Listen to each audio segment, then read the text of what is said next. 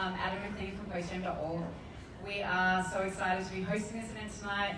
I'm Alison, I'm the general manager here at NeueHouse Madison Square. For those who haven't been here before, welcome. Before you leave, don't forget to purchase a copy of the book over here on your way out, a signed copy by our favorite booksellers, Books on Call. That's it. Without further ado, I'd love to introduce to the stage Adam and Erin. Thank you.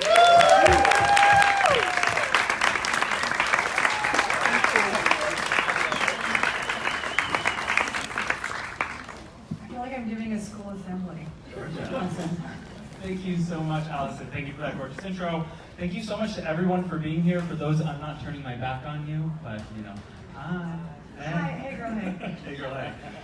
Thank you to NeueHouse for hosting us. This is so exciting. We were also at NeueHouse LA talking about FEMINASTY, and it's been so amazing to find a community of people who are committed to this mission. So a little bit about Erin. She is co-host of the podcast and TV show Throwing Shade. She's a self-described feminasty, and her co-host Brian Safi is a self-described homosensual. And we have a word for heterosexuals. Yes, because we're not Heterosensitives. heterosensitives. Yeah. We're not leaving them out. Everyone's invited to the party. Included, yeah. Everyone's included. And now you're a book author as well, and Feminasty is so gorgeous, and I'm so excited about it. Thank you. My name is Adam MacLean. I'm the founder of postshame.org and #postshame. It's an opportunity online for people to find something in their past that they worry would leak online, and they leak it on their own. And when they do so, they share a story of strength and leadership with their constituents and fans. So it's kind of like doing opposition research on yourself to prepare to run for public office. And if you're like, how did this get started? Who would need that? Yes, release your nudes on the internet so that no one else can release them against your will. Anyway, that's a different conversation around sexual violence on the internet. Sexual violence. And this book is super honest. And Erin's commitment to transparency and storytelling inspires me so much and is totally part of the Post-Shame mission. So I'm so excited that we're able to put these things together tonight. Me too. Why don't you read # me too. the other. Yeah. There's a space between it. There's a space, yeah. Me also, yay. Yeah, Okay. yeah. Me also, yay. That's how you have to say it now. So it's not confusing. Me also, yay. Me also, yay. So the hashtags for tonight are #feminasty and #me also, yay. Yeah. Gorgeous. Why don't you read a little bit of the intro to tell us a little bit about what feminasty means to you? Yeah, this is kind of how I came to be a feminasty. I stumbled through high school in Houston, Texas, an unfuckable dork. And in college, I blossomed into a functional alcoholic with a sporadic sex life and a complicated eating disorder that involved taking daily double doses of appetite suppressants, drinking Starbucks venti vanilla lattes, and smoking more cigarettes than Humphrey Bogart and Kristen Stewart combined. I wanted to go to college to study photography, but was scared that people would think I was weird. I was weird. I am weird. So I got a useless marketing degree. No shame to anybody's marketing degree.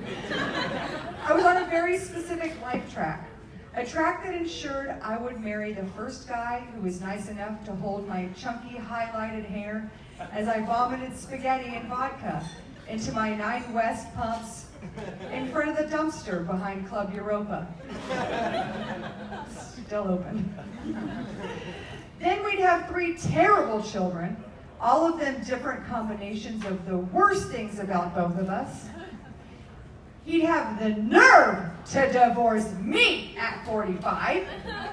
And I'd be relegated to taking my kids to soccer practice wearing oversized t-shirts printed with things like, I gave him the skinniest years of my life. While watching him and his new girlfriend, a 25-year-old Toyota repair shop receptionist named Molly with 2 E's, feed each other corn dogs in the bleachers. But before I headed down that path, my feminist Jesus carried me on the beach of life just when I needed her. Tria Wood, a fierce, independent feminist, came into my life and set me on another road. She gave me a copy of Susan Faluti's Backlash, which I read in 3 days, which is nearly impossible because it's 100,000 pages long. The book unraveled the suppressive gender sweater I'd been sweating in my whole life. I stopped hating myself and other women and redirected my rage at the dumbass, cis, straight white men in authority who were ruining my life with their power, religion, and sex eyes. I started figuring out who I wanted to be and erasing the person I thought people wanted me to be. I came up with a really good personality for myself. A charming, funny bitch who wants to destroy the status quo by any means necessary. A powerful alpha female who will figuratively stick her high heels in a patriarchy's nutsack while eating a slice of margarita pizza. An unapologetic cunt who corrects any dude who thinks she gives a shit about his stupid, uninformed, unsolicited opinion. A FEMINASTY. Woo!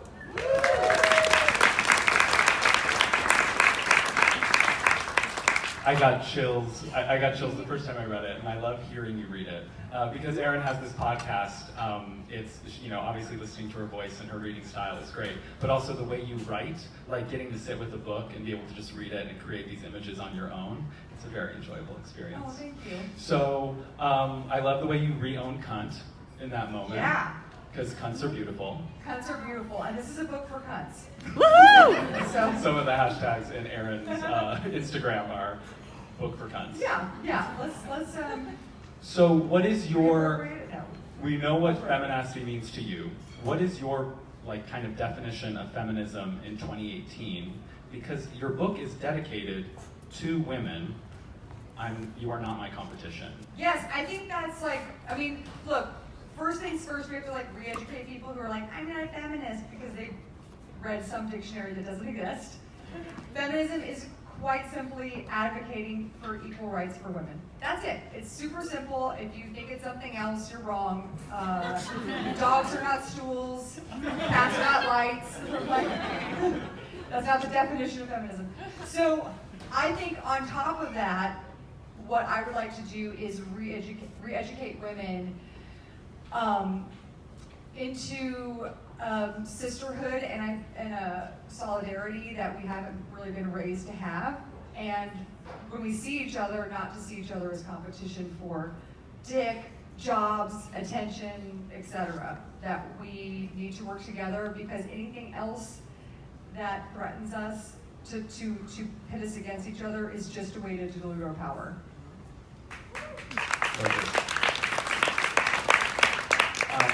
Can men be feministes? Yeah, anybody. Anybody. Let's all fill this boat up, because we need everyone on this boat. Which actually brings us to, so I'm a dude, despite what the shirt may tell you, but we talked, in private, what's it like? What are the optics of a man asking a woman about feminism? So we came up with a safe word for tonight, In case Adam starts mansplaining. If at any time during this talk, all y'all are part of this too. Okay, if at any time during this talk I'm mansplaining something to Erin, you're going to use our safe word, which is reclaiming my time. So Erin, what's something that I could possibly be at risk of mansplaining to you? Tell me how my period works. Okay, so you ready? This is practice round. Okay, so you bleed out your butt, right? Reclaiming my time. Okay, let's try it again. What else could I mansplain to you? Tell me how hard it is to be a woman. Okay, well, I think it's so hard to be a woman because... Reclaiming my time! Okay, good. Okay, Right. so now we're all in the same boat and we're ready. So, I consider myself an ally, but then someone recently told me that there's something better than an ally, which is an accomplice. And that when you're sitting at home on Twitter and you're just tweeting oh my God, I can't believe this is happening in the world, hashtag Black Lives Matter or something, but they don't really do anything about it. Yeah. There's that meme of a sea of white women at the Women's March and one black woman saying, all y'all nice white ladies are gonna be at the next Black Lives Matter march, right? And it's They're like, I'm busy. So you gotta show up. What do you think are how do we give practical advice to people that's the best way to be an accomplice is? I mean, honestly, just do anything. Like, stop talking. And Just just listen. fucking listen and do something, and like, do something actionable. Like, and also, I think it's like I want to make sure that white ladies understand their marginalization and also how that is translated to women of color and people of color, and how we can use our privilege as white human beings to help other people. And because sometimes I know, like, we get very caught up in like the pay gap and abortion rights, and it's important to see the nuances, especially when race is involved.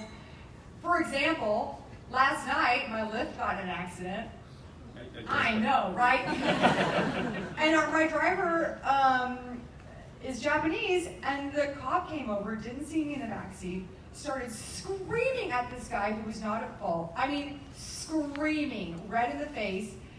And I had to sit there for a moment, and I was like, I have to do something. I cannot just sit here and watch this happen. But I'm also from the South, and I've been to jail, so like, I was like, play this cool, Gibson. So I just rolled down my window, and I was like, hi, officer, is there anything I can help facilitate? Obviously, we all want to have the situation over with, so whatever I can do to help. And he just stopped.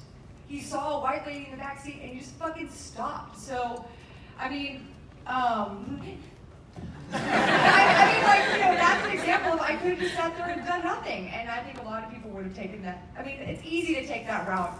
It's hard to be like, I have to use my privilege now to help somebody in a position where they're being, you know, abused, essentially.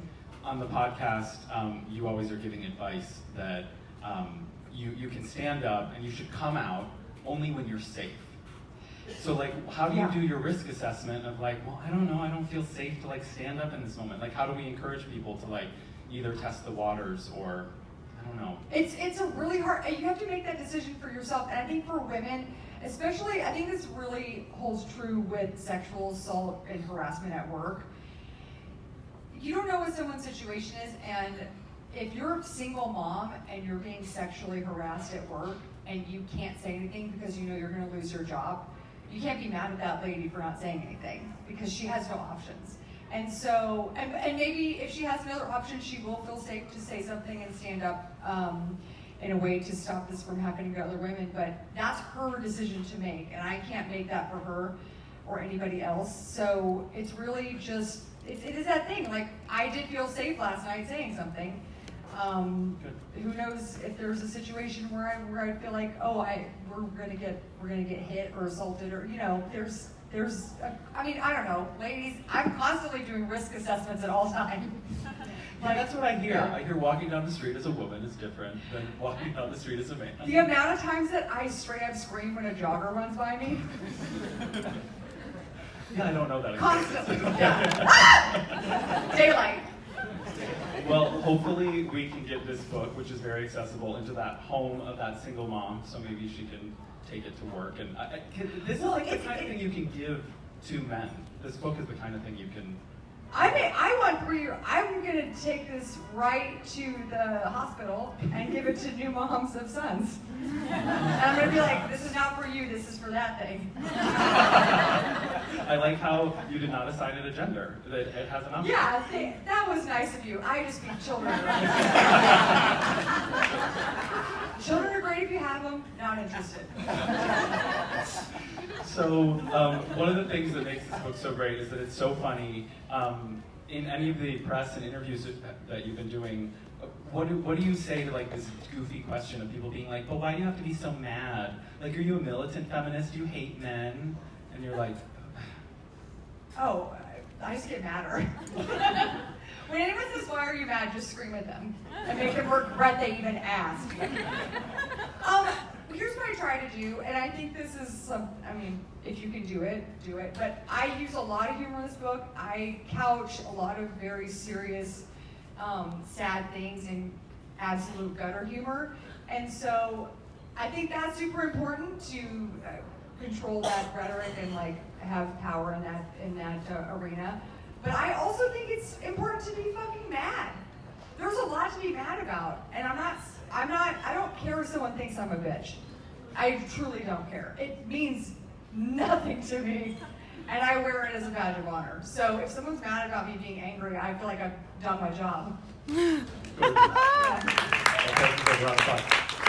Speaking of gutter humor as a way to cope with things, why don't you read about breast cancer? Oh, okay. Something that affects women. Yeah. And men can get breast cancer, absolutely. They can.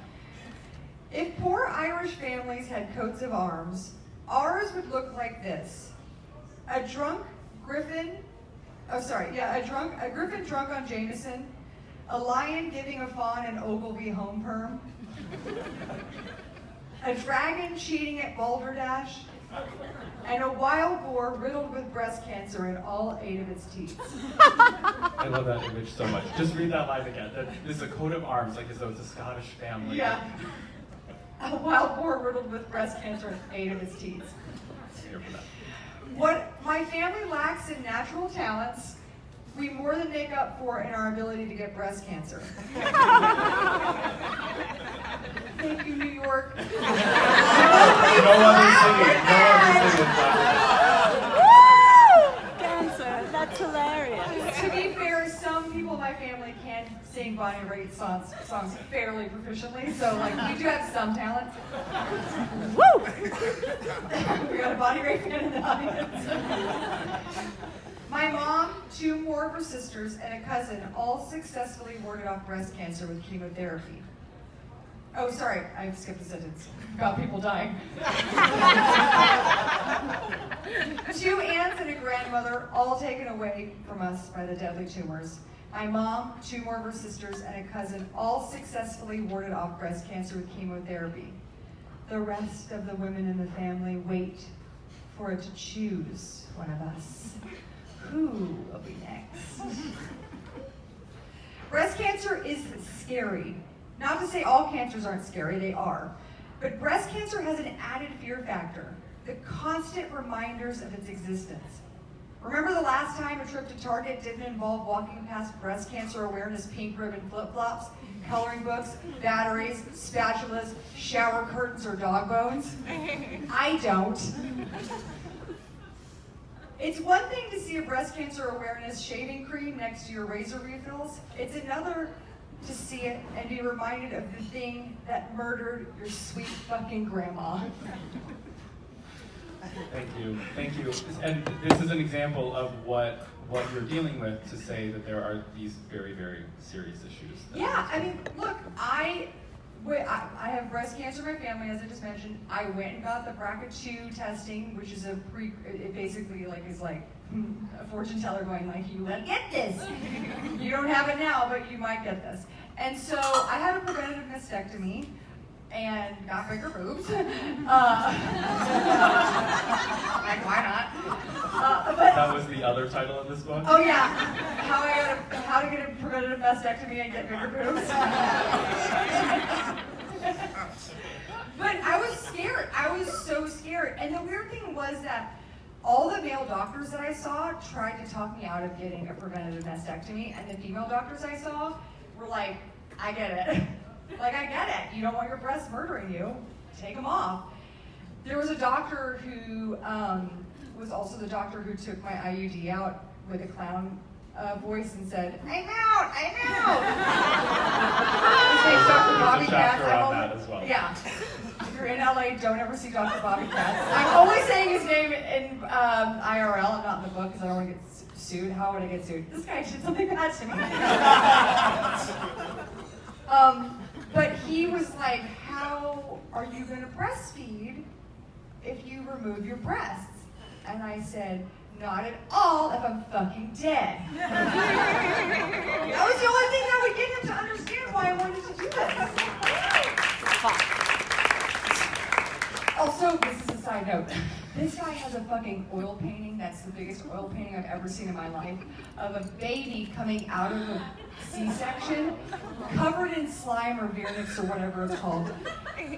But there was a lighting person in the, it's clearly there's a fucking lighting grip in the room shining a spotlight on this baby and a professional photographer, and he turned that into an oil painting. And so it's the most intimidating thing I've ever seen in my, and I had elementary school principal who had a paddle behind his desk, and this scared me more. Another example of, like, I am never in women's bathrooms. I'm never in the gynecologist's office or doctor's offices. I've never seen this oil painting or anything. Oh yeah, you don't know what it's like. Yeah, to have your legs in the air and a fucking caulking gun in your vagina. So just unceremoniously shoved in a metal device shoved in your pussy. Exactly. By a stranger. I've never had that experience. So the best part. I think I should have to do it just to see what it's like. I'm not going to make equivocations going to the proctologist for gay butt sex things. No, it's nothing like that. Well, I haven't written homosexual, Yeah, the compendium for this book. But, One time I had a doctor's finger on my butt. It was weird. It was weird. But that's another way of, like, being an accomplice in reading this book. Like, there's so many things that myself, and I'm sure people like me, will learn from reading this book. You talk a lot about your period, which you describe as Nightmare on Panty Street. Guys, the whole book is singers like this. So Nightmare on Panty Street, and you actually, because I'm surprised, you're describing situations where doctors are telling you crummy information, but apparently you didn't have any doctors tell you anything about your period growing up at all. So in your adult life, you got a period coach. Can you talk about that? Okay, so there's, whatever, I live in LA, so there's period coaches. No, but it's gorgeous. Get on board. You guys have Pokeballs now? You need period coaches. She was tired of hearing me on the podcast go, I didn't understand my body. So she was like, please come in, I'm going to teach you. And it was an hour of information that I did not have before. She got me to track my period, which is incredible because now I plan meetings around my menstrual cycle, and it's great because I don't wake up in the morning and go like, why do I feel mad? I know it's coming. So she got me totally informed on what my body's doing, which made me so sad because I have been to so many doctors, so many gynecologists since I was 16 years old. Not one of them took the time to tell me what to expect with my body. Not one. And it made me really sad. But then I was like, get it together. Now you have the information. And I know what's going on with my body. It's fantastic. It's fantastic to have information about my vagina. I'm glad you got it. Yeah, I got it. You even offered to me that I can subscribe to the Google Calendar. I'll invite you if you want. So I can know what weeks of the month to ask you for a favor. Favors, yeah. We both went to Wait, favor. not to hug me. Yeah, it's gonna be great. So why don't you read a little bit about what it's like to try to buy tampons, because apparently in many states there is a tampon tax and tampons are treated differently. Not New York. You guys got rid of it. Because it's fucking. You guys got rid of that tax. If dudes had periods, tampons would be free in public restrooms, like toilet paper already is. Tampons would be displayed in brandy snifters, or in a hollowed out football signed by football hero who never abused dogs or women. I don't know who that is, so Colin Kaepernick. Yeah, oh, yeah. Yes. This is the first time I've cared about football ever. This moment. These man-pons wouldn't be housed in a janky 1982 vending machine covered in rust that only takes physical quarters. And men would never have to shove a Reagan-era rock-hard column of petrified cotton up their manginas as their only recourse to stop the bleeding from ruining their boxer briefs. Those man-pons certainly wouldn't be taxed like tampons. Tampons are subject to sales tax in 38 states because they are not classified as medical necessities. Name something you bleed into that's not a medical necessity. And don't say Edward Cullen's mouth. That does not count. I feel like that's such a missed opportunity. That all of those vampire novels should be like, I have my period, he came running. Like, If I don't see a book called I Had My Period, He Came Running on Amazon tomorrow, I'm going to be angry. the algorithm might create it and write it tonight. We don't know. It's for sure going to make t-shirts. The medical necessity label is an arbitrary classification made by, I don't know, a tax code drunk who is bad at his job but can't be fired because he's got dirt on a higher up. It's the only explanation I can think of for why some dandruff shampoos, lip balms, and condoms are classified as medical necessities and are therefore tax exempt. A horny, flaky scalp, lizard-lipped man gets a free tax ride, but I have to pay an extra 9% to soak up my monthly nightmare on Panty Street. That was a description of Woody Allen, just so anybody gets confused. This book is also going to help guide my future policy decisions, because how else would I have learned about like the tampon tax? This is the only way. Have you seen the video of Obama being told there's a tampon tax? There's a video? Oh yeah, it's fantastic. I'm not going to describe a video because that's the worst thing anybody could do to you, but please go watch it. Amazing. Yeah. So you're kind of an equal, I think I mostly wanted you to read that. It's just like another glaring example of like, you're really teaching us like these practical ways that it's harder to go through this life in a female body than it is to go through life in a male body, and that's just simply unfair. And more expensive. And more Yeah. expensive. However, you are super fair in your distribution of throwing shade at men in the book that you say are shitheads. And then some women who you say have been setting back the movement for a while. You describe Ivanka Trump, someone who is a... Welcome to New York City. Open arms. Not only do you say that she has the wettest teeth anyone has ever seen. Honestly, like 2 pickles sliding down a slip and slide. You also describe her as a flesh stiletto. Yeah. What an American Express Platinum card would sound and look like if a wizard brought it to life. Lil Eva Braun. Marzipan Gams. Walking Blood Diamond. Aryan Crayola. Complicity Huffman. And Shiksa von Swastika. So that's just an example. They all apply. They all How could you pick just one?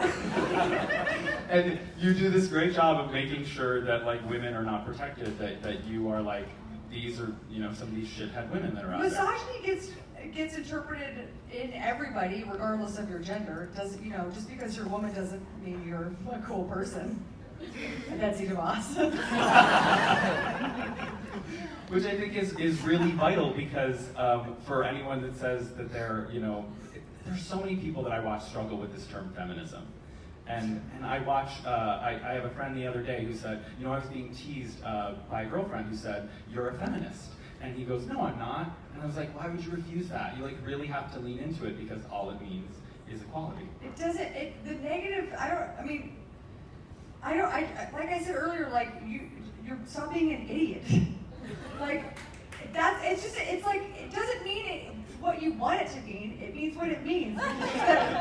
We want equal rights. That's it. Equal standing. That's all it means. Your friend should get rid of that other friend. No, they're No, great. cut people out of your life. This is the time to do it. 2018. Run in the midterms and cut certain people out of your life. Yeah. Don't talk to your aunt anymore. Megyn Kelly is someone that you come for. For those of you who don't know, Megyn Kelly is used to be a host on Fox News. Now she is like the 20th hour of the Today Show in the morning. And she Pretending to care, yeah. Yeah, pretending. She had Queer Eye. She had the cast of Queer Eye on. Good for her. I'm Good not, for her, oh Booker. my God, I see what I just walked into. I am not a Megyn Kelly apologist. Anyway, you spend time tearing her down, but then you also remind us that one of the things that people shouldn't come for her for is what she's wearing. What's the story about her getting torn apart on the internet for that? Well, she was at the RNC, aka racist Coachella. She was, and it's fucking hot in Charlotte, so she had on a tank top and she was delivering whatever news about them kicking a black person out of the proceedings or whatever they were doing at the RNC. Clint Eastwood talking to a chair. And she's wearing a spaghetti strap top while she was doing it, and the Fox viewers had a problem with that, so they got their fax machines out and sent in criticism about how she looked like a whore in a trollop and looked like she was waiting for a guy at a bar at a hotel, which is very weird and specific, death of a salesman situation. But look, there are this is what I mean when you attack a woman who is awful, you attack her looks, you've lost all credibility. She has a mountain of things that you can rake her over the coals for. That's not the one that's going to do it for everybody. I mean, she thinks Santa Claus is white, and she apparently has proof. That's a fun thing to make fun of her for. She likes the term reverse racism. That's a great thing to drag her for. Not an exposed shoulder. So, do you think that in that context where we can't really, that's not something that's fair game, we can't really tear women down for what they're wearing, do you think shows like Fashion Police then are done? This whole who wore it better? Is it time for that stuff to go away? Because you also, you love this dress, by the way, you look amazing. Thanks so much. I bought it at Bloomingdale's. The ladies there did not want me to buy it. They're like, that dress is weird. Excellent. But do you think that, you're a person who... who... said the dress is weird and trying to get me not to buy it, and I was like, you don't understand how I operate, now I want it more. And then I doubled down with weird tights. I was like, bitch, I'm taking this to outer space. So, you're also a person who you enjoy clothes, and also you're a steadfast feminist who wants to just disarm the patriarchy, but you love makeup, and you're committed to buying makeup from companies that are owned and operated by women. Yes. Yes, because while I was writing this book, I found out that all the major makeup companies, the big five, are all run by straight white guys, and I was like, no, you are not going to get rich off of my fucking contour. That's done. That's so the other title for a different book. Yeah, that better show up on Amazon. Yeah. No, but I threw all my NARS makeup in the garbage because I was so pissed, and I researched who was running companies, which women were running companies that were, and you know what's crazy? When I found the female-run companies, I didn't even have to do a secondary search to see if they're ethical or don't test on animals, because of course they fucking don't do any of that shit. When guys, I don't mean to attack straight men, but you have no business in cosmetics. When men run cosmetic companies, they put cancer-causing ingredients in there. They don't give a fuck what the people who are making it make for a living. They don't care about any of that stuff because they're not wearing it. They don't care about the moms who are wearing it. They don't care about the daughters. They don't care about that shit. When women make cosmetics, they care about that stuff, and we need to make sure that those ladies are becoming billionaires. Not making the richest guy in France richer. It's true, yeah. You describe LVMH, and they're a giant conglomerate, and where all the money goes all the way to the top. And you give a list of, you actually give a company for each type of makeup that you enjoy, from mascara to eyeliner Face to blush, care, all of it, the whole thing. And it was really exciting to see the companies that women were starting and being able to Google all of them and go buy stuff immediately. Yeah, I made it easy. It took me weeks to find. It's weird because no one's also bragging about it too. It's so weird. I don't know. Can I just say something about Gwyneth Paltrow, who I'm she's an example of you can be both. But she does a really great job of fostering female-run cosmetic companies on Goop, so let's all give her credit for that. Yeah. We don't need $15,000 socks. Yeah, okay. We don't have to talk about the other thing. No. It just got settled. Yeah, okay. Laundry, right? Okay. Because no one needs to hear that story one more time. By the way, this is a tangent.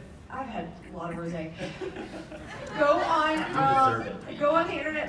look at the, I think it was BBC America, some European newspaper mixed up a Gwyneth Paltrow story with a dude surfing with his dog. Please. As soon as you read top news, go right to that and you look at it. It's the most amazing thing ever. Well, I'm sure Gwyneth Paltrow has been in a movie that describes what I'm about to talk about. But you write a whole chapter on May-December romances. Oh. And as a gay man whose porn search terms are stepdad, uncle, coach, that whole chapter really spoke to me. But then you give some statistics. And the statistics on... No, just let it fly.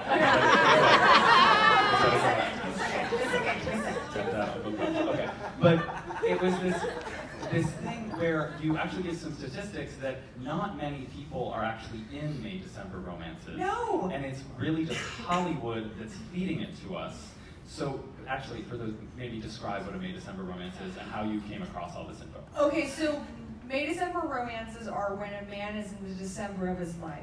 And in order to like rejuvenate himself, he finds a woman in the May of her life. And he wines and dines her, accepts her dog's Snapchat as his own, you know, watches her do cartwheels on the pier, things like that. It's a Relationship stuff. It's relationship things, yeah, exactly. Smokes downhills, whatever you do with your young girlfriend. But I am the product of a May-December romance. My dad was 33, my mom was 17. Parse that out. I had to, when I wrote this chapter, I sent it to my mom, and then I sent it to my dad, and I was like, okay, so there's a lot I have to actually take out personally, because they were, this is not important. What I want to say is, my parents have a different viewpoint on their marriage, and it's not good, either side. But I was acutely aware of May-December romances from a very early age, and then I started replicating what my parents had done, and when I was in high school, I was trying to seduce a teacher at my high school. Preach, girl. Yeah. Just like your Google search terms. Yeah. Yeah, that's what I'm doing. And I always dated guys who were older than me, thinking like, I'm too mature, blah, blah, blah, blah, blah. Like, I want to know what sopressata is. Someone's going to teach me. Sopressata? Well, because you describe it, I call it, so when I started reading the chapter, I was like turning it in my head the Chianti quiz. That there's this like, oh, this older person will like have all this knowledge, and when I date them, that then I'll like learn all these things. And then you find out that that's not. No, and by the way, ew, like, to be a person who's like, I'm going to share my knowledge with this young, dumb thing, that's creepy. But then also, as like a young woman, or a young person in general, I just feel like it's so important to make those mistakes and learn that stuff on your own. And in my case, I was seeking the attention and company of older men because I was living in Texas and I didn't get along with anybody. And it set me back on so many levels, because if I had known what I was doing and been aware, I would just be like, oh, I don't like other people in Texas, I will now move to a different place. But instead I was like, oh, there's somebody older in Texas for me who's gonna make this okay for me. And that never happened, and then I did move. But it took me a long time to realize it. So what's your advice to the 17-year-old girl who says, no one here gets me? Other than, on the podcast, you do a lot of recommending, move to a big city. If you can. If you can, exactly, if you have the resources to do that. Yeah, because it's Shangri-La, to move to LA or move to New York, get your period coach, and then, That's just how it happens. Yeah, that all happens in a year. I mean, LA sucks, but I will take it any day over Texas. There you go. So what's your advice to that 17-year-old girl who says, no one gets me, no one, these boys are dummies, what's your advice to them? I mean, other than read the book. you have to go somewhere. You do have to leave, because if someone doesn't get you, that means you're a special little thing in a small town or a conservative city. You have to go. I mean, you have to. It's self-preservation. You're going to try to do this square peg round hole thing, and it's just depressing. And I think you do whatever you can. Like, get 2 jobs, save up all your money, and get the fuck out. Work. And for a lot of us in this room, I bet we used to live somewhere else. And now Nobody here's from New York. Oh, see, we got My apologies. My apologies. All right. 2? Okay, but like, you're literally, oh, yeah, okay, well, yeah, there's 5 of you. Everyone, all these people are raising their hands. Oh, for Ross. Thank you, sister. Okay, yeah, she made it clear. Ocasio-Cortez is here. Let's do it. Okay, Ocasio-Cortez is here. Okay, so we talked enough about that. We're going to do something fun. Not that wasn't fun, but we want to do this thing that I've been doing on the book tour where we reimagine the United States government as a matriarchy. And you all put names in a basket when you came in. They didn't do it. They didn't do it? No, we fucked it up. Nobody did it? No, but it's okay, because this is an easy thing to do. We're going to fix it. Well, because we're going to pretend it's like improv or something. So, I've never taken an improv We're class. going to pretend it's like improv. No, you don't. Okay. Okay, so instead... You know what I think? Okay, yeah, that's what we're going to do. We're going to yell things out. Can you go to the other So in a perfect world, you would have written down like Madonna or Maya Angelou on these papers. But we want them all living this time. Sorry, yes, please do not treat the dead like that. We're going to reimagine President, Vice President, Speaker of the House, Secretary of State, Attorney General, Secretary of Education. Gorgeous. So you pick, so we'll have them yell out, you'll pick one, I'll pick one, and then we're going to do votes. Oh, we're going to pick one each? Yeah. Okay, I like this. Okay, so... It's going to be easier this way than just... Let's come into the light, though. Okay, We need to step find to our the light. light. Okay, so we're going to come up with 2 names. We're going to replace Secretary of Education Betsy Crocker DeVos. I did her out of office, so I'm... So yell out your favorite living famous woman that a lot of other people will know. Laura Linney. Fiona Apple. Okay, so Laura Linney and Fiona Apple. If we're going to go, yes, if you want to vote, okay? So, Laura Linney. Yes! Fiona Apple. Yes! I feel like Fiona Apple won. Fiona Apple won. Yeah. Okay, so our new Secretary of Education is fucking Fiona Apple. That is the world I want. That's fantastic. Okay. All right.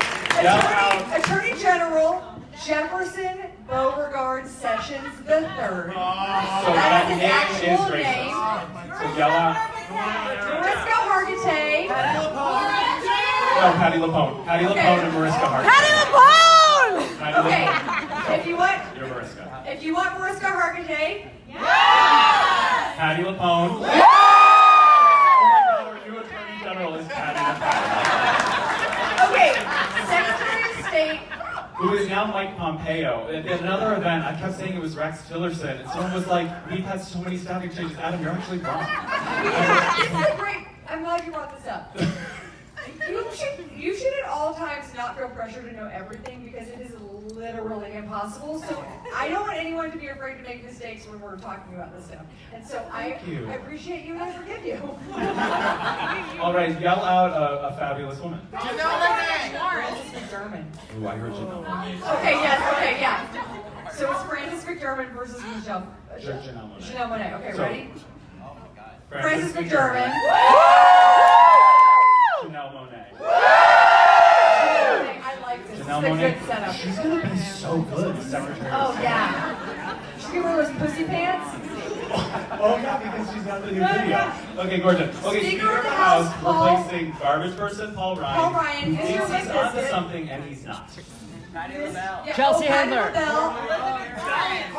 Patty LaBelle and Dolly Parton. Okay, I'm Dolly. Yeah. Wait, what did you say? No, hold on. Okay, so Speaker of the House, if you think it should be Patty LaBelle, if you think it should be Dolly fucking Parton.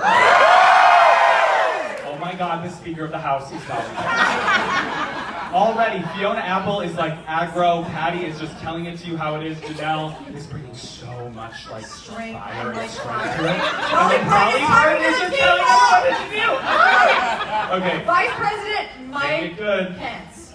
Mike. Wait, hold on. Mike Pence is described as Mike.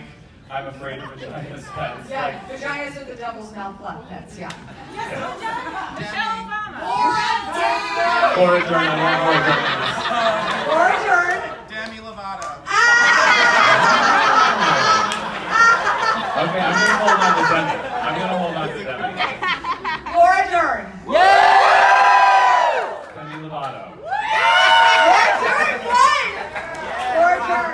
look at this lineup. President Donald Trump. Can eat a bag of Rotting dicks. succulent himself. Ellen DeGeneres! Ellen DeGeneres! I hear Madonna. Nonsense! Madonna and Cher. Okay, Madonna and Cher. You're Madonna. Good luck. Good luck. Madonna. President Cher.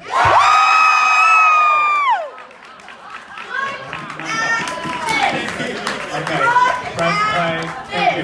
Look at this. This is what you can dream up.